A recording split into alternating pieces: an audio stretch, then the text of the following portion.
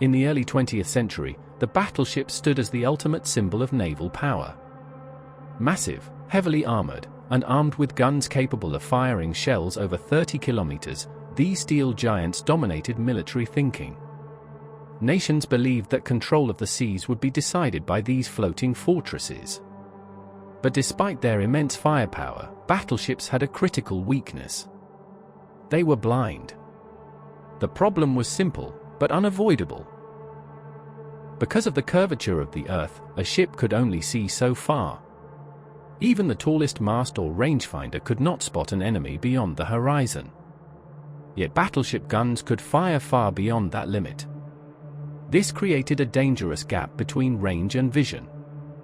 A battleship could fire at extreme distances, but without knowing exactly where the enemy is, those shells were little more than educated guesses.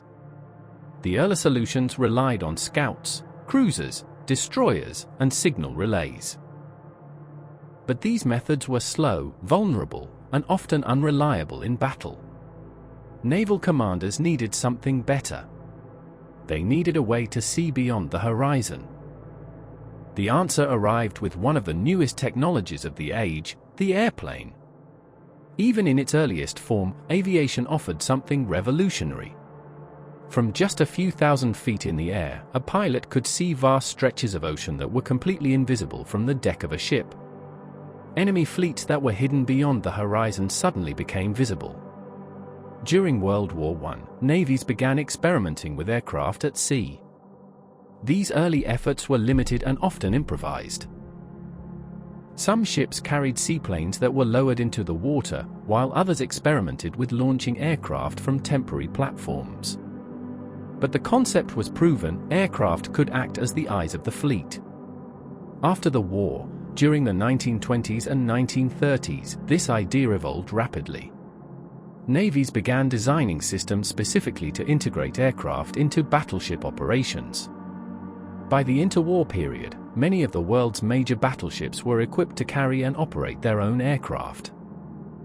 Battleships were never designed to be floating airfields. They had no long decks for takeoff or landing. Space was limited, and everything was built around guns, armor, and propulsion. So engineers created a solution, the catapult. Mounted usually near the stern, and in some cases atop gun turrets, these launch systems used compressed air or explosive charges to hurl aircraft into the sky.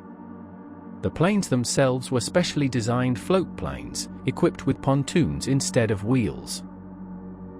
Aircraft like the Vought Kingfisher and the Supermarine Walrus became standard equipment aboard many battleships. Launching was fast and dramatic. Within seconds, the aircraft would be airborne, climbing away from the ship and into its role as a scout. But returning was far more complicated. There was no runway waiting. Instead, the aircraft would land on the ocean near the ship. The battleship would slow down, carefully maneuver alongside, and use a crane to lift the aircraft back onto the deck. In calm seas, this was routine. In rough weather, it was dangerous. Once airborne, these aircraft transformed what a battleship could do. Their primary role was reconnaissance. From the air, they could scan vast areas of ocean, searching for enemy ships, convoys, or task forces. They could track movements and report positions back to the fleet. But their most critical function was artillery spotting. Imagine a battleship firing at a target over the horizon. From the deck, the crew could not see where the shells landed. But a pilot circling high above could. As shells struck the water, the aircraft would radio back corrections: short, over, left, right. With each adjustment, the battleship's aim improved. What had once been guesswork became precision.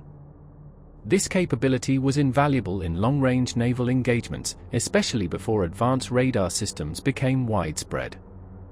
Navies around the world adopted this concept.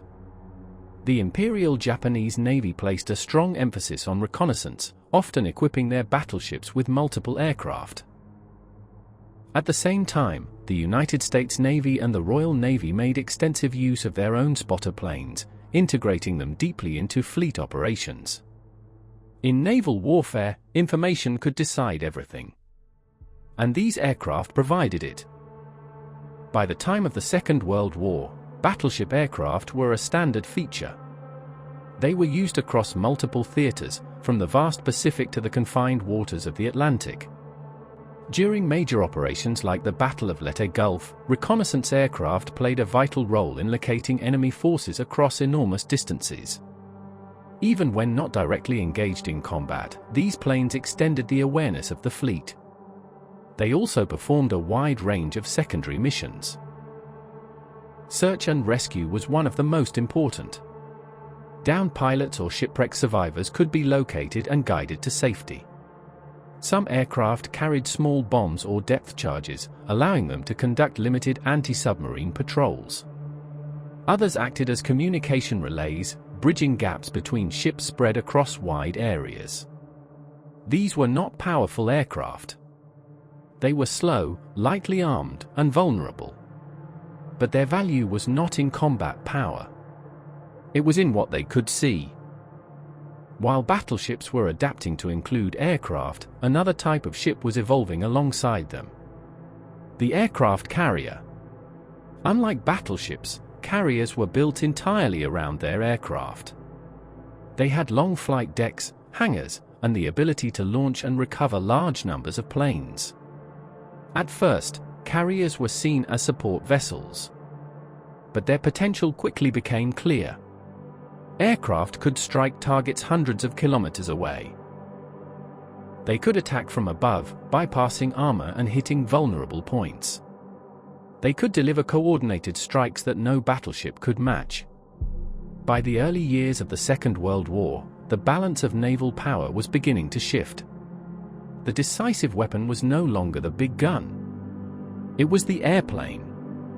At the same time, new technologies were changing how battleships operated. One of the most important was radar. Radar allowed ships to detect enemies beyond visual range, even in darkness or poor weather. It provided range and bearing information that could be used for targeting. But it could not always provide the precise visual confirmation needed for accurate long-range gunfire. For that, aircraft were still valuable. However, the environment of war was changing. As air power grew, the skies became increasingly dangerous. Enemy fighters could easily intercept slow-moving floatplanes. Launching and recovering aircraft near hostile forces became a significant risk. In many cases, battleship aircraft were used less in frontline combat and more in secondary roles. So gradually, their importance began to decline. On one side, the age of the battleship, dominated by armor and guns. On the other, the age of naval aviation, where control of the skies meant control of the seas. For a time, these two worlds existed together, on the decks of single battleships. From the gun decks to the bridge, every story we tell honors those who served. If this tale made you feel the salt and steel of history, give it a like, and if you're not yet part of our channel's convoy, subscribe and join the ranks. More powerful stories await.